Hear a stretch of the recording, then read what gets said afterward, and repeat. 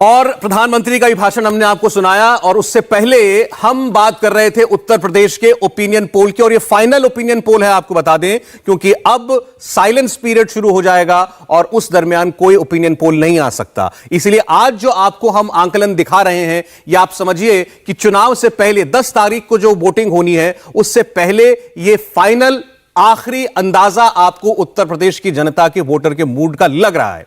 तो हम आपको बता दें अब तक हम आपको क्या क्या दिखा चुके हैं और आगे क्या क्या आने जा रहा है। हमने अब तक रोहेलखंड की बात की है और बुंदेलखंड की बात की है। तो जो ट्रेंड हमारे सर्वे में दिखाई दिया था उसकी एक झलक एक बार फिर से आपको दे देते हैं, ताकि एक बार फिर से हम खुलकर बात कर सके उत्तर प्रदेश के ओपिनियन पोल की।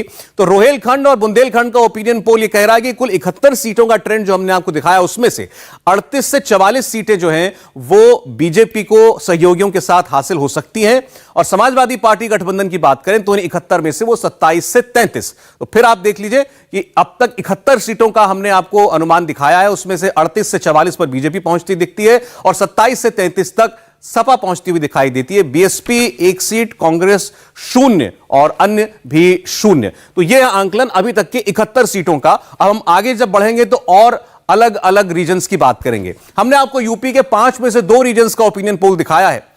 आइए अब बात करते हैं यूपी के सबसे हॉट इलाके यानी पश्चिमी उत्तर प्रदेश की, जहां पर योगी आदित्यनाथ ने आज प्रचार किया। एलईडी अगर ग्राफिक्स हमारे सहयोगी पवन हमें दिखा पाए। जी बिल्कुल, पश्चिमी उत्तर प्रदेश की अगर हम बात करें तो सारा फोकस इसलिए यहां है क्योंकि पहले चरण का मतदान यहीं होना है। 97 सीटें हैं 21 जिलों में कुल मिलाकर। सहारनपुर, गाजियाबाद, हाथरस, एटा, औरैया, मैनपुरी, मथुरा, हापुड़, शामली, मुजफ्फरनगर बड़ा फोकस में है। बार बार मुजफ्फरनगर दंगों का जिक्र आ रहा है। गौतम बुद्ध नगर, आगरा, फर्रुखाबाद, कन्नौज, फिरोजाबाद, मेरठ, बागपत, अलीगढ़, कासगंज और इटावा, ये कुल 21 जिले, 97 सीटें, पहला फेज। तो यहां सबसे ज्यादा फोकस है और सबसे ज्यादा गर्मी भी यही है, क्योंकि सारे के सारे नेता इस वक्त आपको बता दें कि वो इसी पश्चिमी उत्तर प्रदेश में पहुंचे हुए हैं, डटे हुए हैं। सबकी रैलियां, वर्चुअल रैलियां, सभाएं सब इसी पश्चिमी उत्तर प्रदेश में हो रही हैं। तो पश्चिमी उत्तर प्रदेश का वोट शेयर आपके सामने हम रख रहे हैं। पश्चिमी उत्तर प्रदेश में बीजेपी 41% वोट शेयर हासिल कर सकती है, यह हमारा अनुमान है। अब ये 2017 की तुलना में कैसा है, यह भी आपको हम बताएंगे। 41% वोट शेयर बीजेपी को हासिल हो सकता है। आगे बढ़ते हैं, समाजवादी पार्टी गठबंधन को 38% यानी वोट शेयर में Bharatiya Janata party number 1 party पश्चिमी उत्तर प्रदेश में बनती हुई दिखाई दे रही है।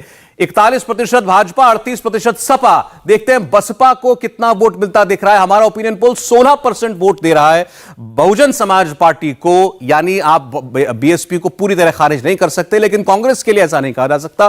केवल 2% वोट कांग्रेस हासिल करती दिखती है पश्चिम उत्तर प्रदेश में। अन्य को 3% वोट जो है वो मिल सकता है। तो वोट में आप देखें 41% के साथ बीजेपी नंबर 1 पर। अब एक तुलना करते हैं ताकि पता चले किसने कितना कमाया और कितना गमाया। तो बीजेपी अपना 3% वोट शेयर यहां पर खोती दिखाई दे रही है 2017 की तुलना में, लेकिन जो माहौल बना हुआ है उसे देखकर तो कोई ये यकीन करेगा कि शायद बहुत बड़ा नुकसान बीजेपी को होता। 3% का नुकसान बीजेपी को होता हुआ दिखता है। लेकिन सपा की बात करें तो आरएलडी के साथ गठबंधन का फायदा साफ साफ दिखाई दे रहा है। 20% से बढ़कर के 38% पर सपा गठबंधन पहुंचता हुआ दिखाई दे रहा है। 18% का फायदा। बसपा की अगर बात करें तो 22 से घट के 16%, 6% का नुकसान बीएसपी को हो रहा है। तो बीएसपी गेम से थोड़ी बहुत बाहर हो रही है, लेकिन पूरी तरीके से नहीं। और कांग्रेस पार्टी की अगर बात करते हैं तो 6% पिछली बार मिले थे, इस बार 2% वोट पश्चिम उत्तर प्रदेश में कांग्रेस पार्टी को मिल सकते हैं, और अन्य 8% से घटकर 3% पर आ सकते हैं। लेकिन इसमें बड़ी खबर यह है कि समाजवादी पार्टी को गठबंधन का पूरा फायदा मिलता है, लेकिन भाजपा का उतना नुकसान नहीं है वोट में जितना अनुमानित था।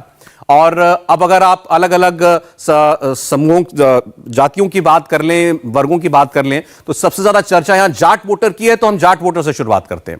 24% जाट वोटर भाजपा के साथ जा सकता है पश्चिमी उत्तर प्रदेश के अंदर। समाजवादी पार्टी गठबंधन की बात करें, आरएलडी का असर यहां भी साफ दिखेगा। 69% तक जाट वोट मिलने की उम्मीद है। बसपा की अगर बात करते हैं तो बसपा के पास बसपा के लिए कोई खास अट्रैक्शन किसी वोटर में दिखाई नहीं दिया, इसलिए आपको हम 0% दिखा रहे हैं।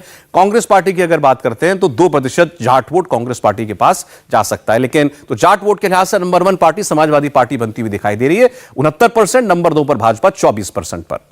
आगे बढ़ेंगे अब आप देखते हैं कि पश्चिमी उत्तर प्रदेश में जहां 30 से 35% मुसलमान वोटर हैं, वो किसके साथ है।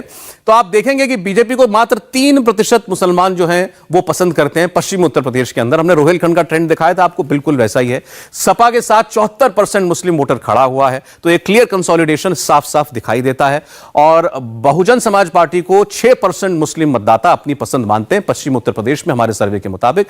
कांग्रेस को 15% मुस्लिम वोट मिल रहा है। ये इसको अगर आप बसपा के साथ जोड़ें तो 21% वोट ये हो जाता है, और अन्य के खाते का अगर 2% और जोड़ लें तो ये 23% वोट है, यानी 23% वोट जो है वो सपा से छिटक रहा है। अब अगली जातियों की अगर बात करते हैं, ब्राह्मण वोटर, ये इसका रुझान 83% तक बीजेपी के पास है। तो एक क्लियर कंसोलिडेशन जो है वो साफ बीजेपी के पक्ष में दिखाई दे रहा है। जब वहां मुजफ्फरनगर के दंगे याद दिलाए जाते हैं, वहां पर आतंक याद दिलाया जाता है, पलायन याद दिलाया जाता है, तो उसका नतीजा आपको इस ट्रेंड में दिखाई देता है। केवल 8% ब्राह्मण मतदाता सपा को अपनी पसंद बताता है, आरएलडी को अपनी पसंद बताता है। बसपा की बात करें तो यह रुझान 2% पर आ जाता है, और कांग्रेस पार्टी की बात करें तो यहां भी 2%, और अन्य के खाते में 5% ब्राह्मण वोट जाता हुआ दिखता है। ठाकुर मतदाता क्या सोच रहा है पश्चिमी उत्तर प्रदेश का, देखते हैं। 87% बीजेपी के साथ हैं। एक मुश्त आप कह सकते हैं बीजेपी को वोट ठाकुर मतदाता का मिलता हुआ यहां पर दिखाई देता है। और सपा की अगर बात करें तो मात्र 10% ठाकुर वोटर्स की पसंद समाजवादी पार्टी और आरएलडी है। बस बहुजन समाज पार्टी का भी कोई आधार इस वर्ग में नहीं दिखाई देता, और कांग्रेस पार्टी को केवल 1% तक ठाकुर मतदाता पसंद कर रहा है, अन्य को 2% तक। और अब यादव वोट की बात करें तो इसमें आपको दिखाई देगा एक वही ट्रेंड जो पहले हमको दिखाता अलग अलग क्षेत्रों में। बीजेपी को मात्र 14% यादव वोट मिलने के आसार है। समाजवादी पार्टी को एक मुश्त 83% वोट मिल सकता है, यह हमारे ओपिनियन पोल का आकलन है। बसपा के पास 1% ज्यादा वोट जा सकता है, और कांग्रेस पार्टी की बात करें तो यहां भी 1% वोट यादव वर्ग का मिल सकता है। अब जाटव वर्ग की बात करते हैं, जो कि बसपा का कोर वोटर माना जाता है। तो 19% जाटव वोट भारतीय जनता पार्टी हासिल कर सकती है। सपा 8%, बसपा 69% के करीब जाटव वोट जो है वो रिटेन करने की पोजीशन में हमें दिखाई दे रही है। कांग्रेस पार्टी की बात करें तो 2%, और अन्य को 2% जाटव वोट मिल सकता है। आइए अब सीधे सीटों की बात करते हैं। पश्चिम उत्तर प्रदेश में किसको कितनी सीटें मिलने के आसार। 97 में से भारतीय जनता पार्टी 60 से 64 सीटें जीत सकती है। यह बहुत बड़ी बात होगी अगर बीजेपी इस परफॉर्मेंस पर है। और सपा गठबंधन को 33 से 37, बसपा 1 से 30 सीट हासिल करने की पोजीशन में दिखाई दे रही है। और कांग्रेस पार्टी जो है, कांग्रेस पार्टी का ग्राफ आपके सामने आएगा। पश्चिमी उत्तर प्रदेश में कोई सीट जीतती हमें नहीं दिखाई दे रही, और ऐसे ही अन्य में भी नहीं। तो सीटों का जो बंटवारा हो रहा है वो सीधे सीधे समाजवादी पार्टी और बीजेपी के बीच में होता जा रहा है। लेकिन 60 से 64 सीटें मैं शशि, अभी आजकल जो चुनावी हवा बनी हुई है खासकर गठबंधन के बाद, उसके चश्मे से देखें तो यह तो बीजेपी के लिए करिश्मा मालूम पड़ता है। बीजेपी के लिए राहत की बात यह है कि देखिए, वेस्टर्न यूपी में जब भी बात होती है तो लोगों को अंदाजा होता है कि केवल जाट और मुस्लिम ही है, लेकिन आप देखेंगे गाजियाबाद, गौतम बुद्ध नगर, अलीगढ़, बुलंदशहर और आगरा, ये तमाम ऐसे जिले आते हैं जहां से भाजपा अधिकतर सीट जीत सकती है। लेकिन जो सहारनपुर, बिजनौर, मेरठ, शामली, इन जिलों की बात करें तो इन जिलों में सपा की स्थिति अच्छी है। मतलब केवल ये ना समझे कोई कि भाई मुस्लिम जाट एक तरफ हो गए तो इसका मतलब एक तरफा मामला हो। एक छोर ऐसा है जहां पर सपा मजबूत है, तो एक छोर ऐसा है जहां पर बीजेपी मजबूत है। एक सवाल मेरा भी आया था, यहां वोट परसेंटेज सिर्फ 3 का फर्क है, 38 और 41। पिछली बार 20 के आसपास समाजवादी पार्टी को मिला है। 18% का गेन हो रहा है अगर, तो क्या ये आंकड़े जो सीट में रिफ्लेक्ट हो रहे हैं वो उसमें कुछ गड़बड़ है? नहीं, अगर आप देखें तो पिछले बार सिर्फ 9 सीट आई थी इस इलाके में सपा को, तो सपा के भी सीटें बढ़ रही हैं, 33 से 37 सीटें के बीच में जा रही हैं।